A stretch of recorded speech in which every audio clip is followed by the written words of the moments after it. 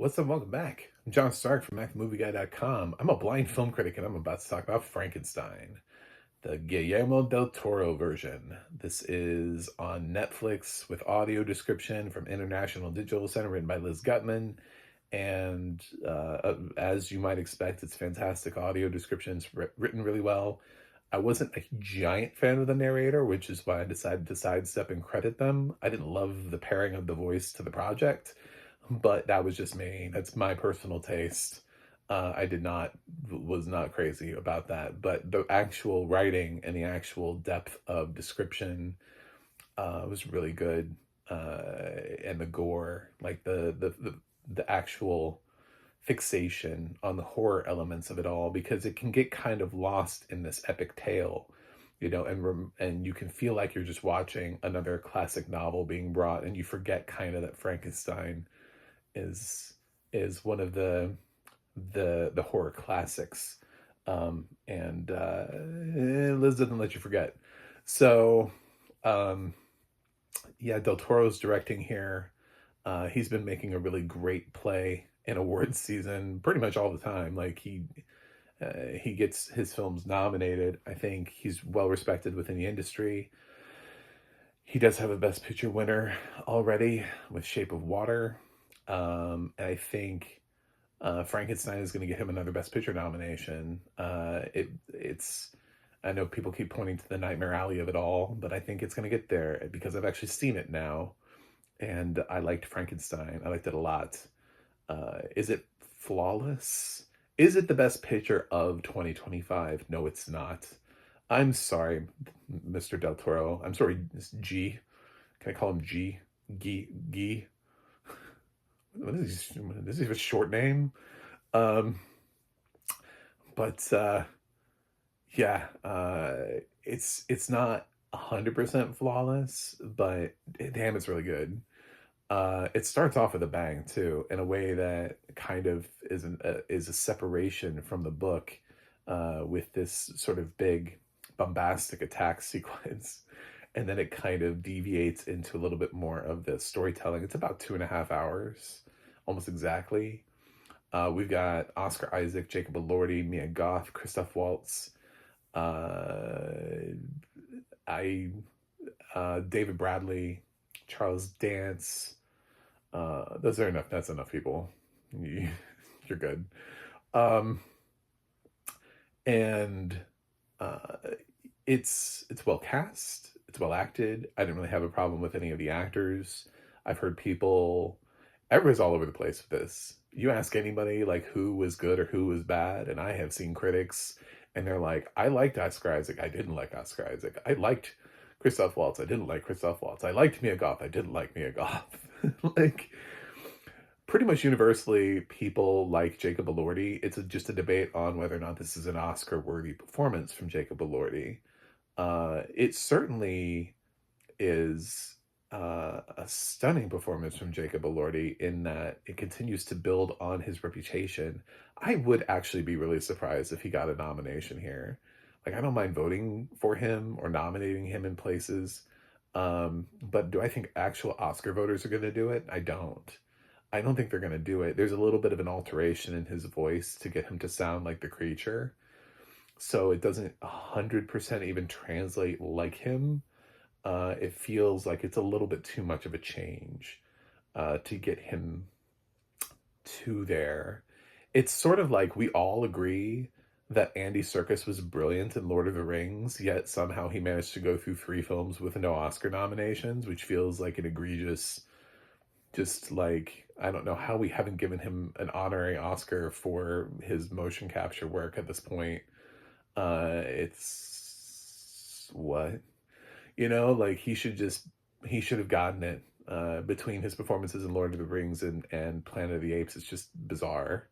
And also like King Kong. I mean, like, he's done so much brilliant work, but there's something about not being able to see the performer that disconnects people from that. And I think with Jacob Elordi, when you start kind of messing, even though he's there, but there's a lot of prosthetic makeup on him, and then you start altering the voice, and I don't know if it's too much. I don't know if they've made too many changes to Elordi here to keep voters from feeling like that they really see him, you know. And sure, you can argue that, well, what about these actors who go through all this heavy makeup, like Gary Oldman in Darkest Hour or Brendan Fraser? I think it is a double standard, and I think the people in the horror realm get a little bit more of a bad rap for their sort of creature makeup than the people not in horror movies. So I think you can make Gary Oldman look fully unrecognizable and he can win an Oscar. So can Brendan Fraser. But you make Jacob Elordi unrecognizable and alter his voice, I don't think he gets the nomination. So, but it follows the story of Frankenstein, a book that I've read a while ago.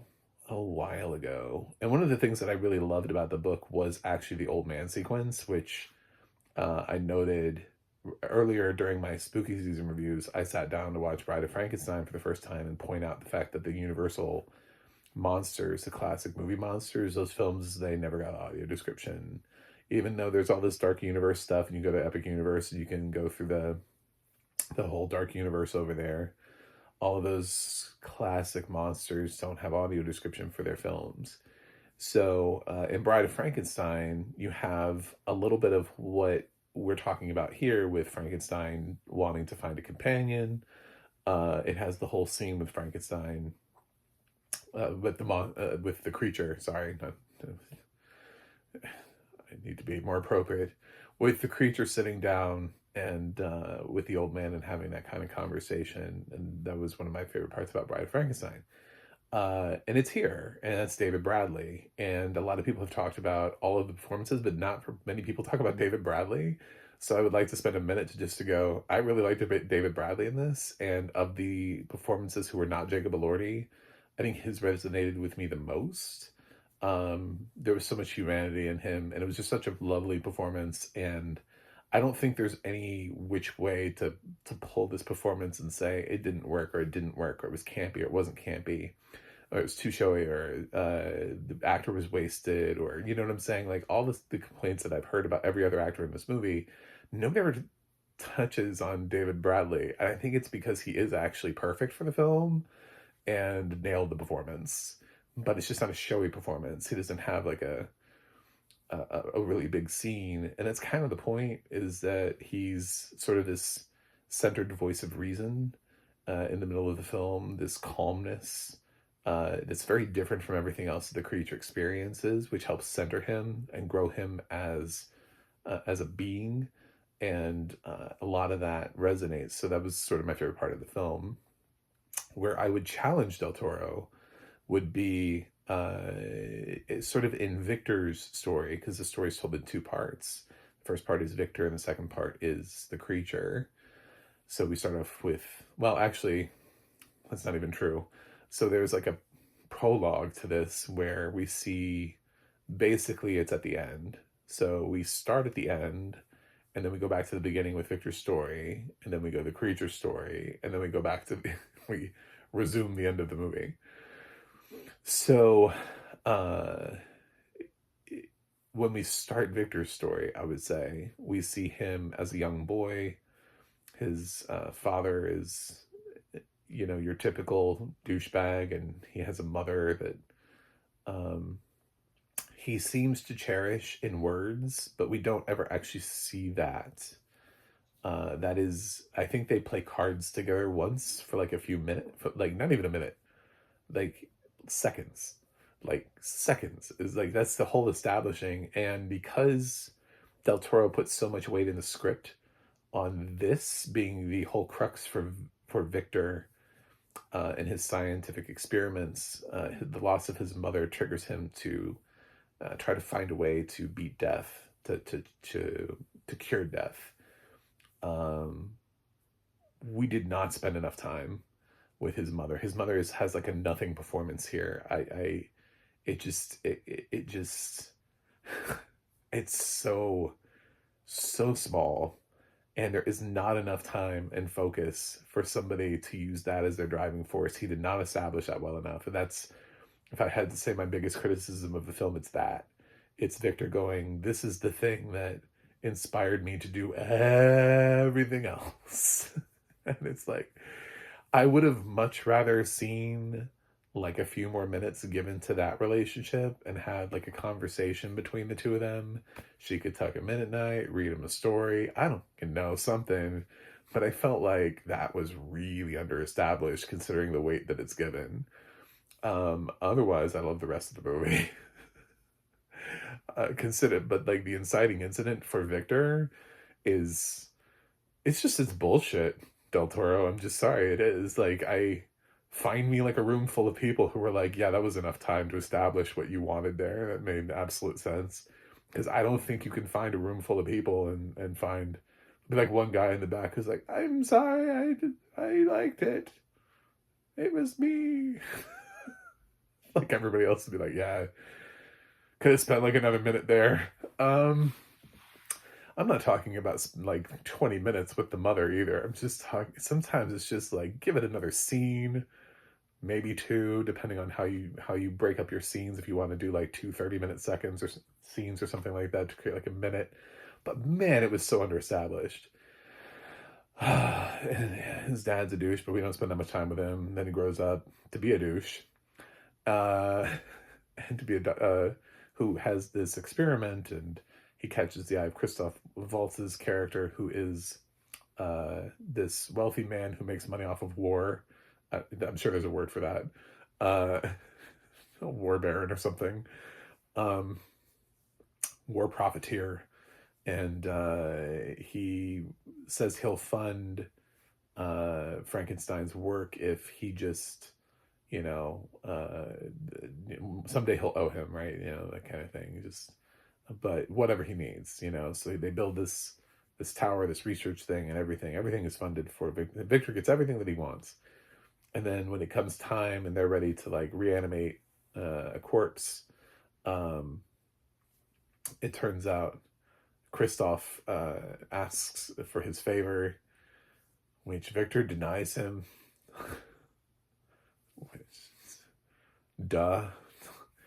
And it was sort of around this moment where I kind of realized that the best reason for using the term, you know, when you have Victor Frankenstein, and you have the creature, and people in the movie throw around the term monster a lot, and they use that a lot at the creature and call him the monster because he's an aberration in their minds. Really, the monster is Victor. Like, there's a lot that Victor does here, and I think Del Toro hones in on that and doesn't really absolve Victor of his misdeeds. He's never actually a good guy. Like, there's nothing that he ever does. He never romanticizes Victor Frankenstein as being some sort of misunderstood genius. Just every single time Oscar Isaac has an opportunity to do something nice for somebody, it always ends up being like selfish, or he goes completely in the opposite direction, does the wrong thing time after time after time. Whereas the creature will make decisions that are for other people. Like, he has more empathy in him for other people. So they don't use the term the monster in the audio description to follow the creature. It's always the creature, and I think that's great because the real monster is ... So Mia Goth plays Elizabeth, who is dating the brother, or married to the brother. I guess they don't date here. Everybody's just betrothed immediately in this time period. So Elizabeth is with William, who is Victor's younger brother, who is the reason why Victor doesn't have a mother anymore. Not really it's just like it's a performance. Like, the guy was there. I'm not really familiar with the actor. I'm sorry. I know he was in something else, but Mia Goth is really like what you're supposed to focus in on. And Elizabeth eventually sort of, they do reanimate the creature. Creature's down there. He can only say one word. Elizabeth goes down there and shows him some kindness for once, because Victor shows him nothing but pain and is like, I am your master. And then suddenly the creature can say another word. Elizabeth. So things did not go well for him. We do spend a lot of time with the creature sort of roaming, you know, trying to avoid the pitchfork mobs, and you know, hanging out with the old man, the blind old man who can't see and doesn't understand, can't be afraid of Frankenstein for that reason. For the creature, I'm gonna keep saying Frankenstein. Jesus, I'm so disposed to calling it Frankenstein. Um, and I think the film just kind of plays out from there. It has some nice twists and turns, and Del Toro knows what he's doing. It's not like the bloodiest or goriest film that he's made, although it has a lot of blood and gore, but the way that it's used is almost in all of the predictable ways that you would expect it to be used. Like he's assembling a body and putting it together. Like it's exactly what you would expect this film to be, as far as like maybe unexpected gore outside of the assembling of the creature. There's a little bit, but it's not like pervasive. So he does kind of lean into his gothic. This is a story that he's always wanted to tell, and I think Del Toro has put a lot of love and attention and care into doing so and into the craft. I think in his sort of for your consideration interviews, he said something like, somebody asked him about would he ever use AI, and his response was, "I'd rather die." And I think those are the kind of responses that are going to keep Del Toro in the conversation. I think those are the kind of responses that keep him endeared to Hollywood. I think that's why they like him, is because he is one of the few auteurs that is committed to using practical effects and to using artistry. And when he does use visual effects, he uses actual graphic artists and not relying on AI algorithms nowadays to create these things. So there is an investment in the art of cinema which is starting to lack and wane, and Del Toro is very committed to that and has been for some time. I've heard some people mention that they don't think it's his best work. I agree, but that's like Del Toro is kind of one of those directors who has a lot of really great work, like a Spielberg and a Scorsese and like David Fincher and Christopher Nolan. So it's really hard to just sort of sit there when you get to like all of his films that are of greatness, sitting there and debating and trying to figure out, like with Scorsese, it's like, with, have fun, Goodfellas versus Raging Bull versus, like, have fun with that conversation. So, and Spielberg, like, is it Raiders of the Lost Ark? Is it E.T.? Is it Schindler's List? Is it Jurassic Park? I don't know, which one. After that, you can only have one quote unquote best work, and then after that, everything else is not his best work. So it just gets kind of like pointless to say with certain directors. I think Del Toro is one of those people that when you say it, it doesn't really mean anything, because it's like, I don't know, what is his best work to you? Is it Pan's Labyrinth? Is it Shape of Water? Is it The Devil's Backbone? Like what to you, what is it? So I actually even really like his direction in Blade 2. I think that goes underrated a lot. What he brought to Blade 2, because Blade 2 is my favorite of the Blade movies. And I think there's a reason for that. And it's because Del Toro was kind of breaking into Hollywood and going mainstream. And he brought a little bit of his spice and flavor to a mainstream movie and just made it kind of great. So, yeah, I like Frankenstein. I don't know. It's not going to get any acting nominations. It could get something like an ensemble or a cast somewhere. I think mostly this film is going to be a lot of the technical categories. It could get adapted screenplay. That wouldn't completely surprise me, because when you actually are looking at what it's adapting and how close it's staying to the source material compared to a lot of other Frankenstein adaptations we've had, it does deviate some, but it doesn't deviate so much that it's left out like the old man. You know what I'm saying? Like it hasn't left out giant chunks. He kind of beautifully crafts and alters only bits and pieces. So yeah, it's one of my favorite films of the year. as I'm saying now with a lot of movies, I don't know if it's in my top 10 because I still have movies left to see. This has top 10 potential. So I think this is the best thing I've seen on Netflix this year. Yeah, I think that's probably a fair assessment thus far. Although I still need to see Train Dreams, Jay Kelly, Wake Up Dead Man.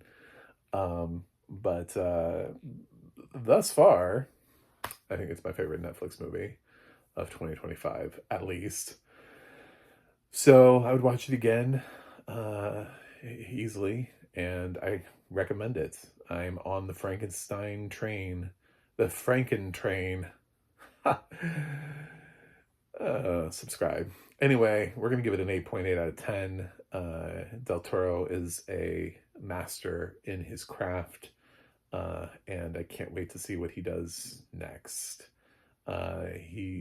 One of the best things that I can say about these streaming services, especially Netflix, is that when they work with the right directors and give them sort of these big checks, I think it pays off. I think we get things like Frankenstein and Guillermo Del Toro's Pinocchio. I think we get things like The Irishman. We get films that would never be, that don't have to be judged based on their box office. But, and they just get to become masterworks in and of themselves. And that has happened several times on the service where, because they don't have to report box office grosses, they can be a little bit more flexible in their budgeting than other, when you look at the conversation about One Battle After Another, Warner Brothers tried to do that, and they gave Paul Thomas Anderson a lot of money for that movie that it was never going to make. And that's all that anybody's ever going to talk about. They're never going to talk about the fact that for a Paul Thomas Anderson movie, it's actually doing pretty well. Like, have you seen the grosses for the other PTA movies? This is not a dude who makes, a $200 million movie. It's doing pretty good for for a Paul Thomas Anderson movie. So, but yeah, people now are watching the box office and they're having to compare it to the budget. And somehow it feels like it's a letdown. But if One Battle After Another had been on Netflix, it would seem like it was some sort of amazing achievement because it would be the same film that everybody loves, but without the, did it make enough money? Did it make its budget back? Who gives a shit? It's a great film. So anyway, thanks for watching. Thanks for subscribing. And I'll see you guys on the other side.